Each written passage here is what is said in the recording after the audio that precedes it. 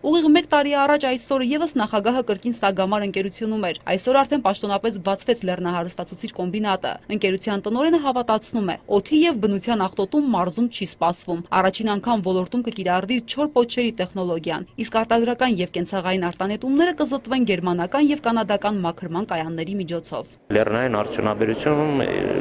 իրոք փոչամբարները լուրջ վտանգ են իրանց մեջ պարունակում, բայց մեր պարագայում չունենք փոչամբարներ, փոչերի 4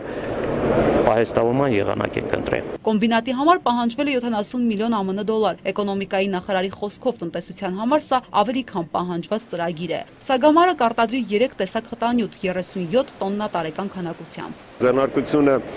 փաստորեն